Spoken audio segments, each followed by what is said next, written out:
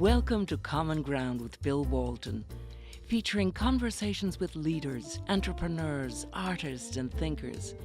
Fresh perspectives on money, culture, politics, and human flourishing.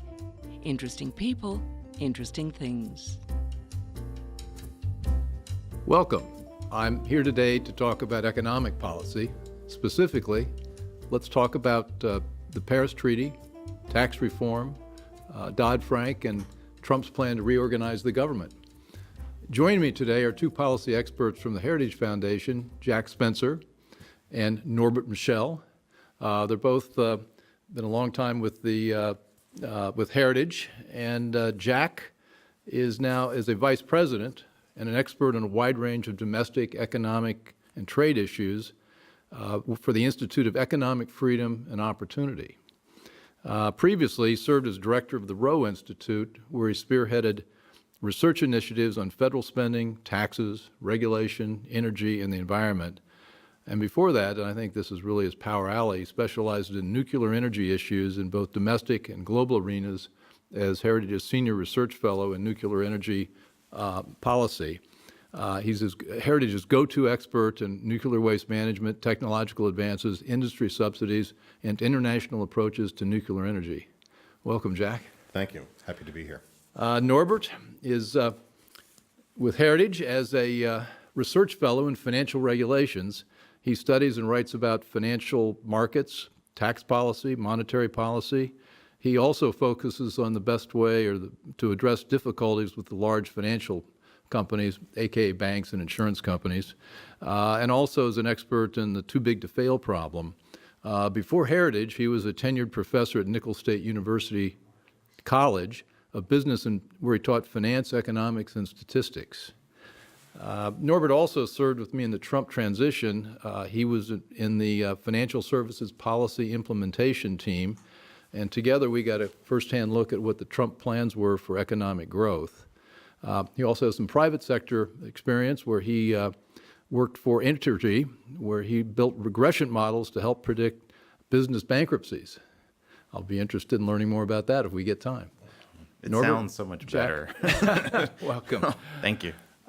Well, as we're here in Studio B, our speakeasy studio, the Paris Treaty's in the news, and Jack, would you talk a little bit about what that means for us and why we think that's a good thing that we're opted out of it rather than a bad thing? I'd love to. I mean, Norbert, as you know, this treaty, just being around Heritage, it's a big issue for us. And it's not really a treaty; it's an accord. It's an attachment to a different agreement.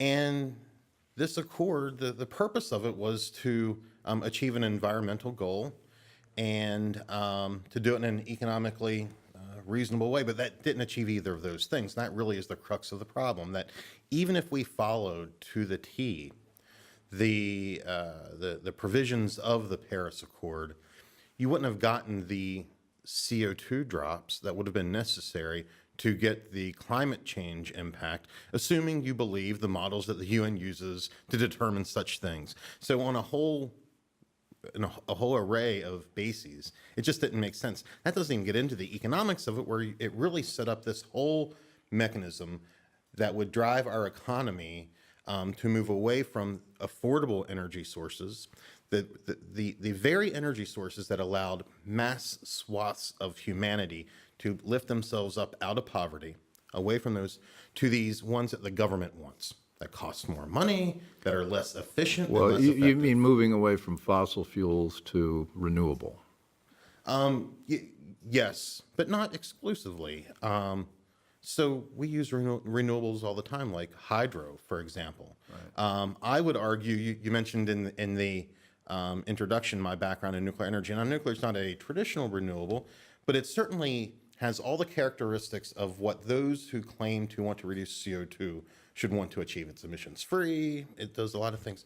And the Paris Treaty didn't make the policy adjustments that would allow us to move in that direction. So just for a lot of reasons, it didn't make economic sense, it didn't make environmental sense. Here's what it made sense for: people who want to control the economy and control our lives. For the central planners, this was a great accord.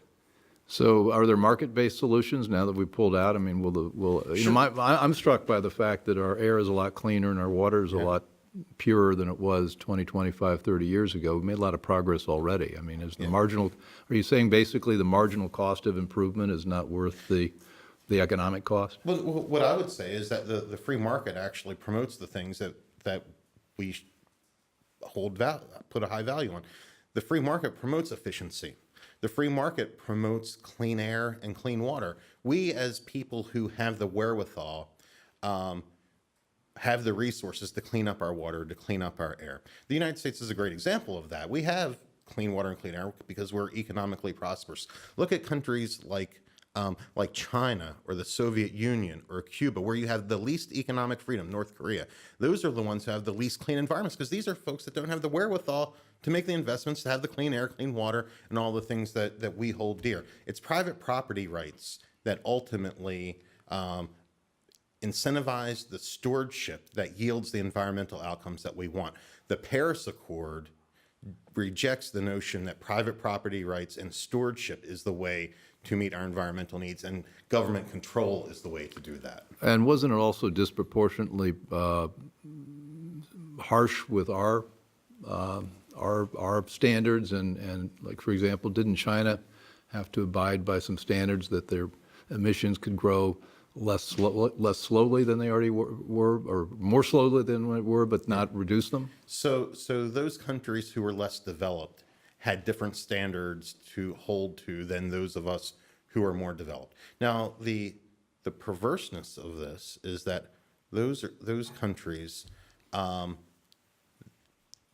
this mindset tries to put onto them these renewables and these more expensive technologies. Now, they were allowed to emit more, but it pushes them into this more expensive direction. And that's one of the real problems with this whole approach is, you, Bill, or Norbert, or I, upper middle class Americans, we can handle a few bucks extra for a washing machine or our bread. But who this really hits the hardest is the poorest Americans. When you go to the store now, you can't buy a washing machine anymore for $300. Everything costs $600. That's a direct result, not of Paris, but of the global warming mindset. It's the DOE regulations on things like washing machines that are based on the so-called social cost of carbon. That's where these regulations are promulgated from, that drive up the cost of the consumer products that the poor folks just can't afford. Norbert, what's your take on that? Well, and Jack, you tell me if you don't agree, but I mean, this is sort of like the condescending theme that runs through a lot of what we do. I deal with this in financial market stuff all the time. We at Heritage. Yeah. Yes. You see the progressives wanting to control things in say, like in financial markets, where they say, well, that's not good for you. That's not okay for you. It's okay for me to do it if I want to do it, but it's not okay for you to do it. And you don't want to let those other people have products, and you say things, or that not you, me. They'll say things like, well, it's not okay for those groups to have access to the same types of credit that I have. We have to give them something else. So this was what Trump ran on then. I mean, he basically said the policies that are good for the elites are not good for the rest of the country. Right. And the Paris Treaty was Exhibit A of a policy that the elites liked and the rest of the country did not. That's exactly. Now, I've read in the Times and the Economist, the world is now coming to an end because of withdrawing from the Paris Accord. What's really going to happen? I mean, what's the practical effect of us not going forward with the Paris people? Well, from an environmental standpoint, that was what I was saying. There will be none because there's nothing in the Paris Accord that would have yielded the outcomes that the global warming alarmists wanted to achieve. So even based on their models, their predictions, pulling out of the accord will have no impact. Now, I will argue it will have a positive environmental impact because it gives us more economic wherewithal to adapt to whatever the environment brings in the future, whether it's something caused by global warming, which I don't think that that's the case, or however we whatever the world. Well, as I like to say, I think we're all environmentalists now. It's just a question of the cost benefit of each thing. And if you've got 99.9% of something accomplished, what's that cost of the extra 1/10 of 1%? And that's sort of what we're talking about. Yeah, probably so. And there's just this attitude of if we don't have the regulation in place, American companies are going to start polluting rivers and poisoning the water, which it doesn't really work that way. That's not what people want to do.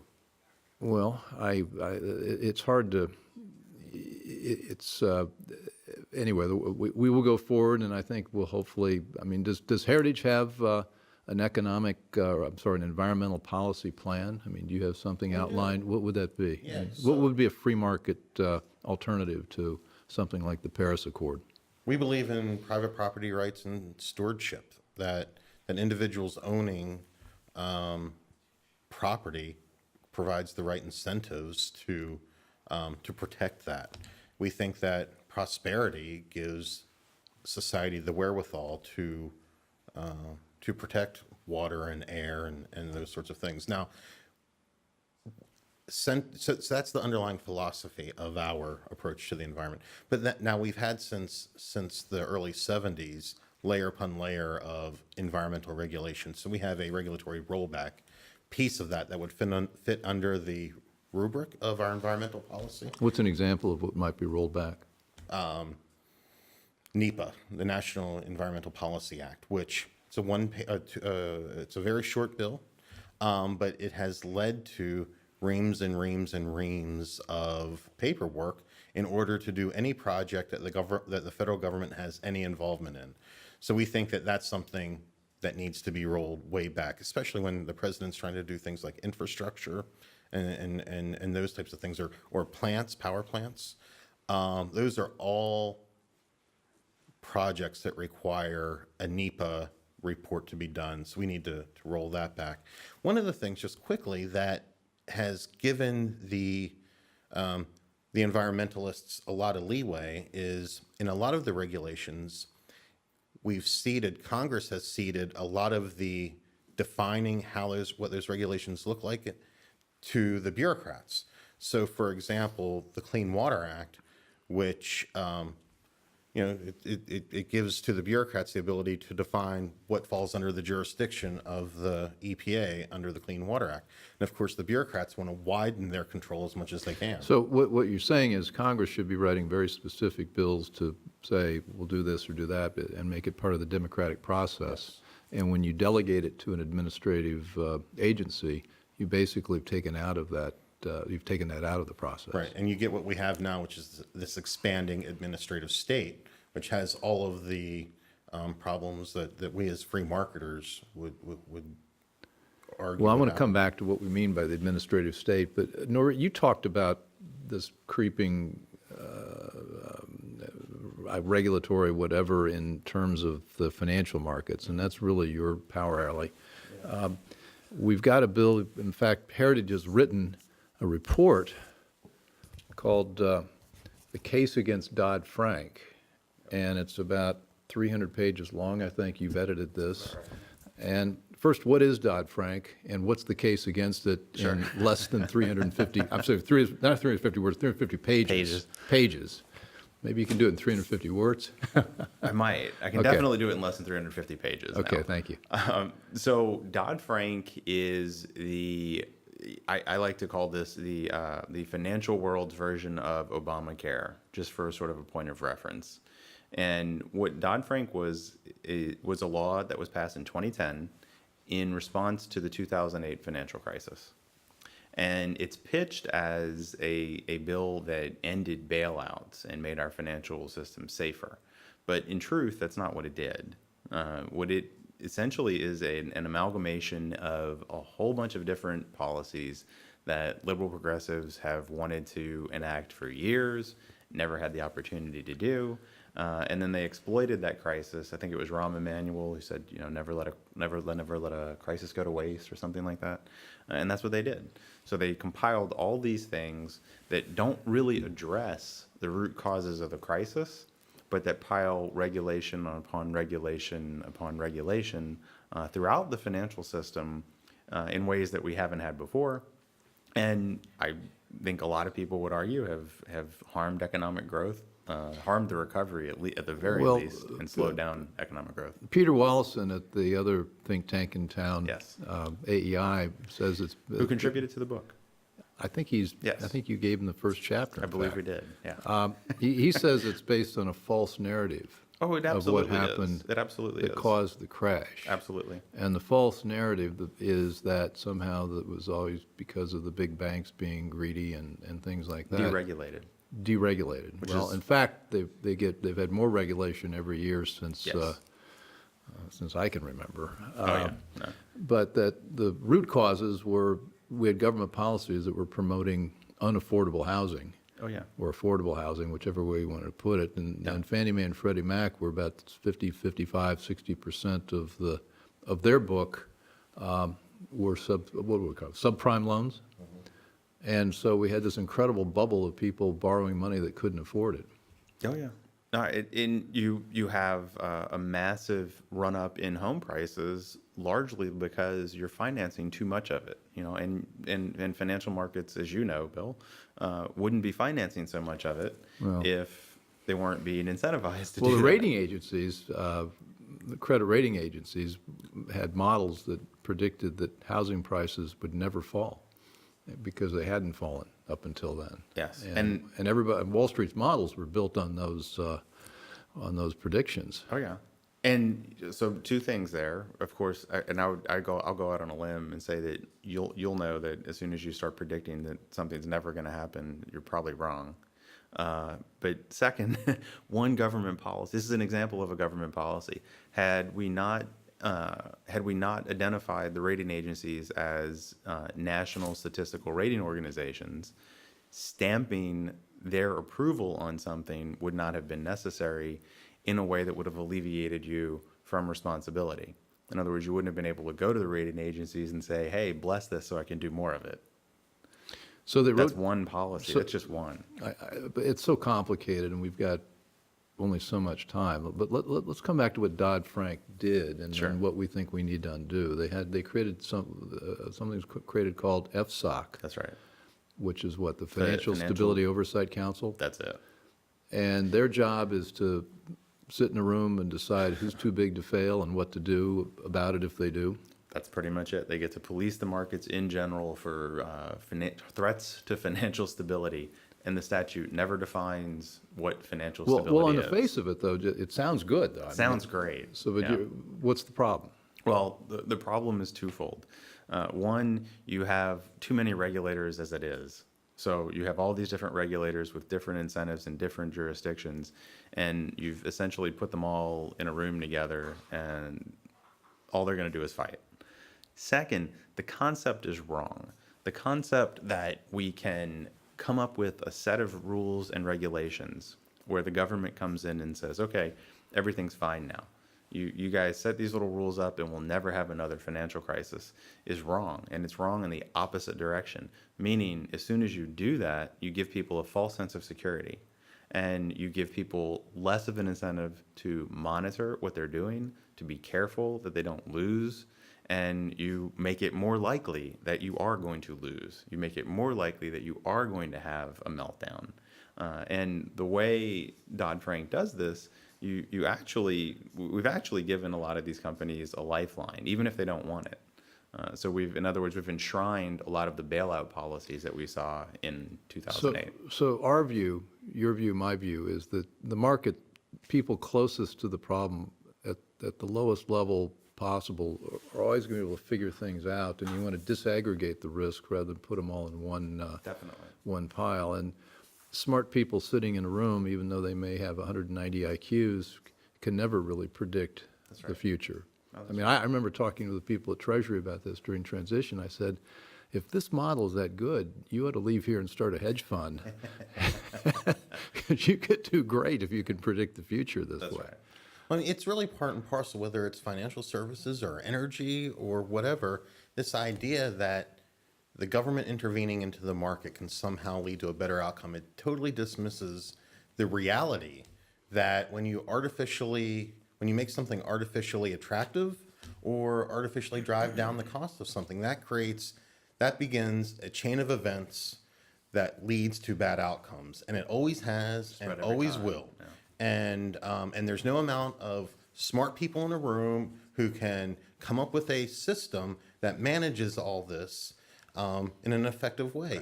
They always miss something no matter how high their IQ is, and that's the beauty of the marketplace is you have these billions of interactions that occur between people all the time, and through that process, you ultimately get to the right answer. And when you subsidize and distort, you don't allow that natural process to unfold. And the ultimate result is the financial meltdown or, It's harder to find what works. Yeah. Yeah. And one of the maddening things with Dodd-Frank is that you gave more power to the regulators that blessed a lot of the activity that we know absolutely beyond the shadow of a doubt was very risky. And they all blessed that it is not risky. Right. And then that creates a huge liability for the taxpayer, because as soon as the government says, that's okay, you do that, now you have the bailout, and there's no way around it. Mm-hmm. Well, I think the other thing Dodd-Frank did, we have FSOC, it's also been a real killer on community banks. Sure. And we used to have 300 or 400 started every year, and now we've had like 5 in the last 7 or 8 years. Yeah. And community banks are the prime source of credit to small and emerging businesses. And so if we wonder why economic growth is slow, that's one of the reasons. Mm-hmm. I think that's one of the untold stories of Dodd-Frank is the impact not on Wall Street, but on community banks, and something Norbert and I talk about all the time, urban communities who are largely unbanked and who the market has figured out ways to provide access to capital, to loans, to checking, the basic banking services that we all take for granted. That the big banks don't go into these communities. It's these other companies who provide that service, and Dodd-Frank takes that all away. Yeah. Well, I think the other way that I think about it is Dodd-Frank has helped the big banks, the very entities that the law is supposed to put constraints on, and it's hurt everyone else. Yeah. And the little banks, the little guys, the rest of the, it's another reason Trump won is, take a look at Dodd-Frank. Jamie Dimon and Lloyd Blankfein are claiming that it's been the best thing that's ever happened to them because it's hard for people to get into their business. Can't comply with it. No, that's right. And they're against the repeal effort that's underway right now in the House. They don't support the Choice Act, and yet the Democrats say that this is some kind of giveaway. Choice Act. We want to talk about the Choice Act because we talked about what it is, and we're now trying to undo pieces of it. What is the Choice Act? The Choice Act is a major, actually very broad financial reform bill in the House, and it is likely to pass actually this very afternoon in the U.S. House of Representatives. This is a big day. It touches on not just Dodd-Frank, but the core of Dodd-Frank is either completely repealed and or radically restructured under this bill. So it basically gets rid of FSOC. It turns it into nothing but a toothless sort of information sharing group, which is actually what it was supposed to be originally. It gets rid of the orderly liquidation authority, which is something that keeps you out of bankruptcy, but it's a government-funded bailout. That's what we would call it. And we have bankruptcy laws which work pretty well. Exactly. Already. Exactly. Yeah. And that would be the preferred approach. And that's what the Choice Act does. It uses bankruptcy. It radically restructures the Consumer Financial Protection Bureau, which is one of the most out-of-control, unaccountable agencies we've ever had. And it is actually the one that is putting the clamps on what really works well in a lot of the urban communities. So it changes them into an enforcement agency. We had many consumer protection laws before Dodd-Frank, and basically the Choice Act would just sort of consolidate everything underneath the CFPB and give it a new mission. So it wouldn't be able to make the rules that do these damaging things. And there are also some other pieces of Dodd-Frank that the Choice Act gets rid of, but it also makes a lot of small business entrepreneurial capital changes as well. But the House will pass it. Will the Senate pass it? Will Dodd-Frank then have this to contend with? Will Donald Trump sign the bill? Yes, no. So the Senate will not pass the Choice Act. Okay. They won't get 60 votes, unfortunately, with something that looks just like the Choice Act. So what's going to happen is the Senate is going to have to take up pieces of the Choice Act in a reconciliation process. And that's a good thing because we can still get some really good reforms done.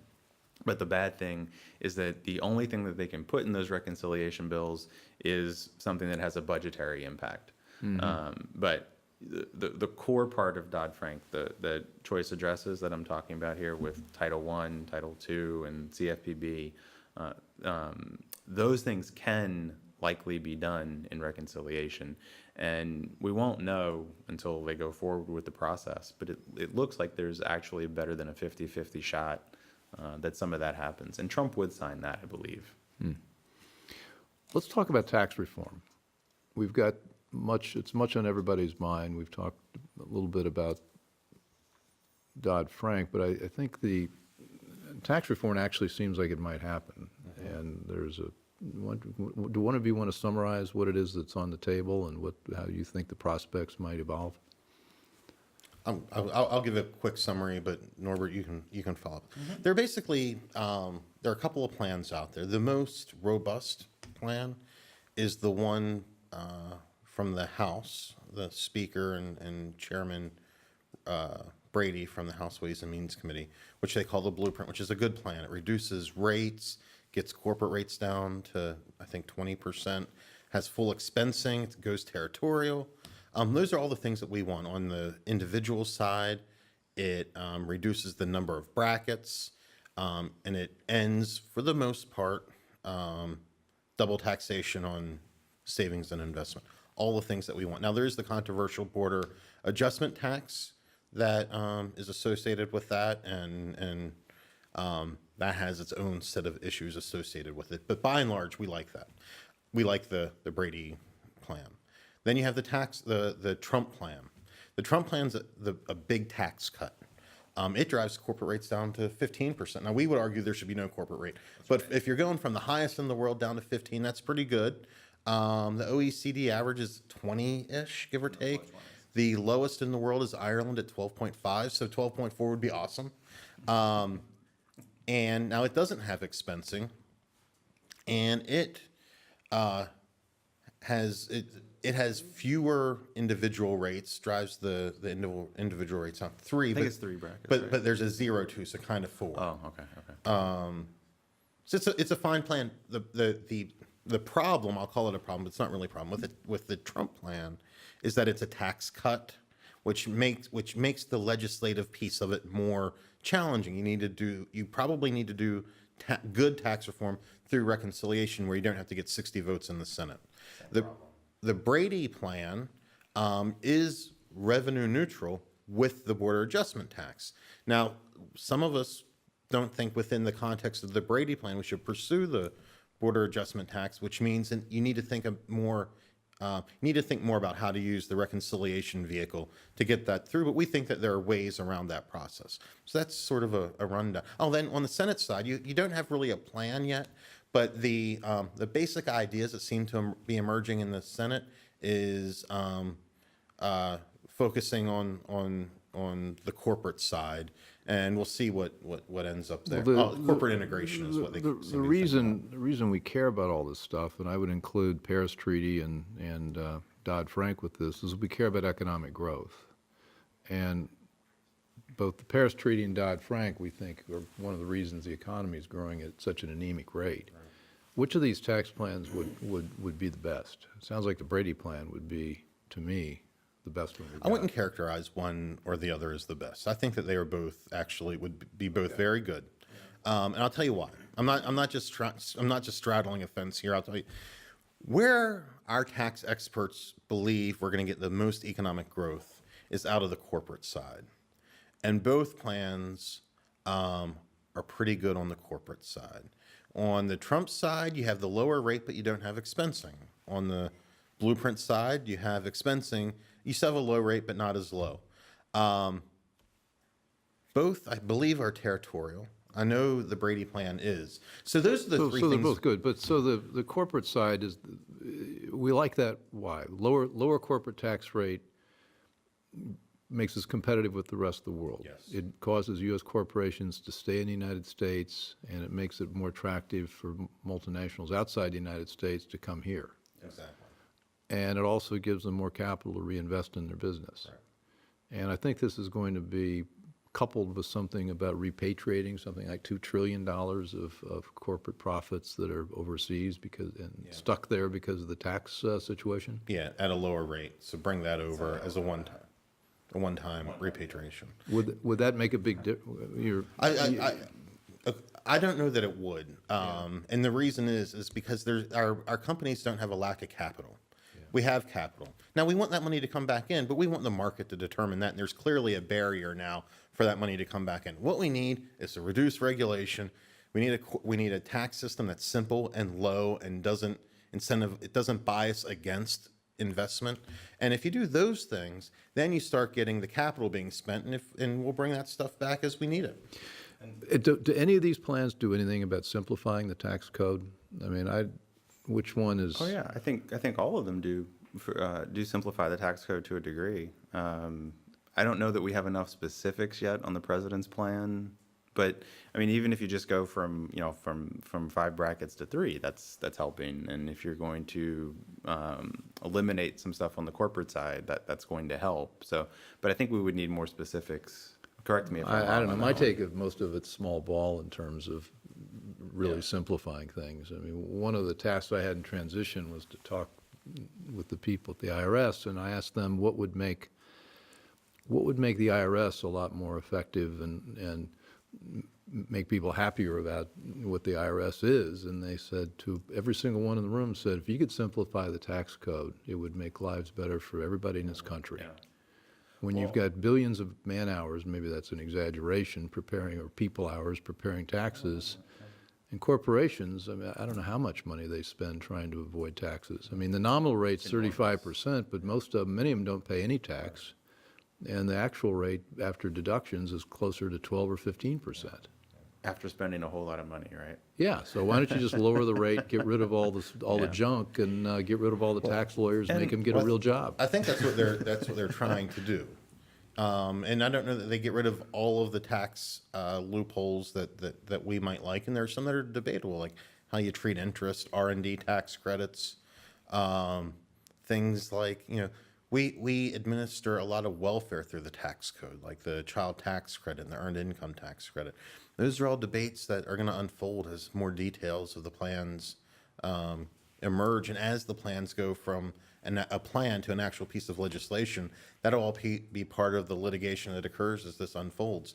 One of the frustrating things, I guess, about the whole thing is, look, I think most conservatives would like a straight, simple consumption tax, whether that's a Hall-Rabushka type thing that's administered through, similar to how we do now. Instead of an income tax, or in addition to? Yeah, no, instead, most certainly instead. Well, I'd be for it, but I just, yeah. In case I wasn't clear, instead of. We're part of Washington, D.C. You know what's going to happen. You put a consumption tax in, and they'll say, well, we still really need the income tax. Yeah, well, I mean, so definitely, I mean, that's one of the criticisms of the border adjustment tax, is that though, as envisioned by Brady Ryan, it's not another tax. You take out the wage deduction, and then it is a VAT. All of a sudden, you got a VAT. And of course, that's a big lift, but you have the framework of that, and that's part of the debate that's unfolding right now. And we've been careful over the last couple of years, for sure, especially now, to point out that what should be driving this debate is a set of principles, right? So we believe that tax reform and limited government are the ways to get to economic growth. And if you're going to have this tax system, the first thing you have to do is justify why we're taking so much money away from people in the first place. And Heritage has put out lots of different products. The Blueprint for Balance is one where we show how you can shave $10 trillion. We had over 10 years, $10 trillion in savings. So that's money that you don't need to take away from people, and that's without touching entitlements. No, we touch entitlements. Or ours does. Ours does. Well, Heritage also has something else that many other think tanks don't have. You have a policy promotion piece where you actually are involved in talking with the legislatures day to day. Could you describe how that interaction works? And I can start that one. So all kinds of different ways. This morning was actually a great example, sort of after the fact. So we mentioned the Choice Act is going to pass this afternoon. And this morning we had Chairman Henserling over from the House Financial Services. It's his bill. He came over to Heritage, and we had a newsmakers event. So the chairman came over and talked to journalists from all over We had about 15 different journalists, to make his pitch. So that's one minor way. But long before that, analysts at Heritage, such as in this case me, work with Capitol Hill staff on House Financial Services more than any other committee right on this one. We talk about where we want them to go. We talk about what conservative principles in financial markets would look like. We then and interact with them by asking them where they want to go and where they think they can go, and how can we help put out the principles that can help you make your case, and that's what we want. So if you look through the Dodd-Frank book that you mentioned, you'll see that a lot of those ideas are actually reflected in the Choice Act. So we don't write the legislation; that's not our job, but we do provide a lot of the backing for that. And when they have hearings on how they want to put their bill together, sometimes we get to testify and make our case on narrow issues at those hearings. I've done that too. And basically we maintain a good relationship with the staff of the relevant committee, and are able to provide them with the intellectual firepower that they need to fight off the people who don't want to make reforms. When you're working in the House or Senate, you don't have much time to reflect and think about what great policy is. No. It's very transactional. That's right. But if we're doing our job correctly, we will have done that intellectual foundation building well beforehand, so that as these debates unfold, we're able to provide the derivative products that go straight after where the debate is. And Norbert used a word in there, it's relationships. One of the things that makes Heritage different is that we have departments who develop relationships in the media, on the Hill, in the executive branch. You mentioned the transition. We were, a bunch of us were in the transition, and those are relationships that still today are helping us understand where the debate is, not just where it's unfolding, but what are the issues that we need to be hitting on as these discussions are happening in the Oval Office or wherever they're happening. And we're able then to use our outreach to develop products and lines of argument that fit right into where that debate is unfolding behind closed doors. Well, that brings me to the final topic today, which is talking about Trump's plan to reorganize the government. And he put out to get a proposal, basically sort of an RFP, saying, would people give us your ideas? Seems to me like Heritage touches more pieces of the government than almost any other think tank. I think any other think tank. I don't have to qualify it. What's at stake here? What's he asking for, and what are the elements of it, and what do you see as a possible good outcome from this? There's a lot at stake. What the president asked for, well, like you said, he asked all of his agencies to look at and to come up with plans that get rid of duplication, things the government shouldn't be doing, what can be cut, that sort of stuff. What we took was, look, the agencies are probably not going to do as good a job as we would like them to do. And because of those relationships, we know that there are folks who would like to see a good conservative plan. So we're going to put together that good conservative plan. In fact, I have it on my desk right now. I'm reading through it. And it's about this thick, and it goes through all the agencies and all the bureaus and gives good, concrete recommendations to do precisely what that executive order asks to do. So what's at stake is this is our opportunity to reshape the government to better serve the American people, to be a conservative government. And I don't know if we'll be able to get everything that we recommend in there, but we're making the effort, and we're going to make it difficult for them not to make real reform. Well, but what are the key elements of this? I think we've talked in the past about that we've got something like 45 different training programs throughout the federal government that ought to be consolidated into one that might be effective, because nothing we've got right now really is. And do we have agencies we want to have eliminated? Do we want to? Is this just fire everybody? I mean, what's the? No, we bring a logic to it. Well, I was going to say, the reason you bring the 45 agencies under one is because it's easy to kill one. But job training is a great example. That's something that makes people feel good. Democrats and Republicans tend to support it, but it doesn't work. Evidence it never yields. shows that it doesn't work. Yeah. But to answer your question, what we do is each of our analysts look at the agencies for which they're responsible for, and basically ask the questions: should the government be doing this? Can it be better? Is it done elsewhere in the government? And can it be better? Can this service be better provided by state, local, or private entities? And we make our recommendations based on that. And there's both a size of government piece to it and a cost piece to it. Yeah. And it varies. I mean, I think one of the advantages we have is that we have so many analysts in so many different areas that they know their agencies that impact their issues. Again, coming back to me for finance, mine's kind of easy. You don't need 7 banking regulators. So that's an easy way to consolidate things, streamline things. Okay, today we have 7 banking regulators. Well, okay, so technically that's not, I misspoke technically. If you're a bank, you have 7 different federal regulators that could come in and give you a whole set of rules that you have to follow. So you've got, but just banking, you've got the Federal Reserve, you've got the Comptroller, you've got the FDIC, that are all, strictly speaking, banking regulators. All 3 are federal banking regulators. And there's no reason that you need 3. So part of your proposal might be, let's combine So that's this one. into 1 or 2 or whatever. Right. Let's have 1 banking regulator. Let's have 1 capital markets regulator instead of 2. There's no reason to have both the Securities and Exchange Commission and the Commodity Futures Trading Commission. They're both regulating capital markets. We can consolidate them. Then you get rid of the overlapping authority.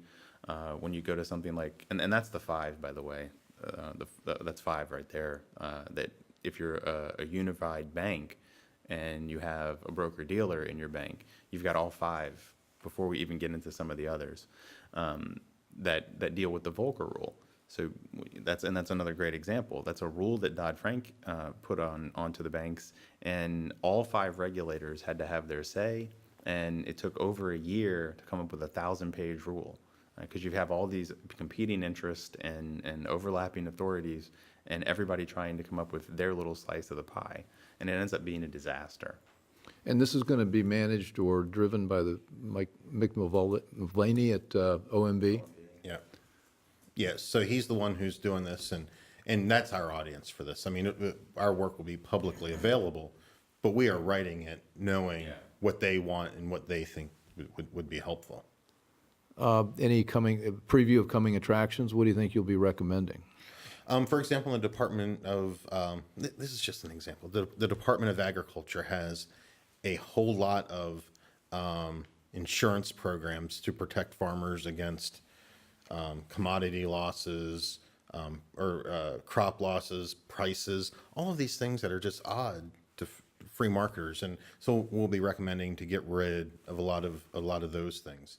In the Department of Energy, which is really my strength, we're recommending to get rid of all of the programs that advance commercialization, that the government is saying, we want this thing to be commercially viable, so here's a program to do it. We just think that doesn't work. And really focusing the Department of Energy more on basic science and basic research sorts of activities. But we have recommendations in there on personnel, on federal law enforcement agencies. There's a lot of overlap there. So really, it's going to be a comprehensive look at all of these things. We'll be publishing the first piece of this in mid-June, in a couple of weeks, and then we'll be publishing a larger version in the late summer, early fall, which both of those timeframes are consistent with what OMB needs at those particular points in time. Is there any way to get any bipartisan support for this? I don't know. That's going to be tough. I'll say no. It's going to be tough. I mean, if we define it as You know, you can get 60 votes in the Senate. This show is called Common Ground, Yeah. and I've been thinking about this issue, and I'm wondering if there is any. Yeah, I will say there is an opportunity to be optimistic. It's certainly in the spirit of the show. Congress has in the past passed legislation giving presidents the authority to reorganize the government. And it would seem to me that there would be a negotiated set of conditions that would allow that to happen again. It's not outside the realm of what has been sort of traditionally done in the past.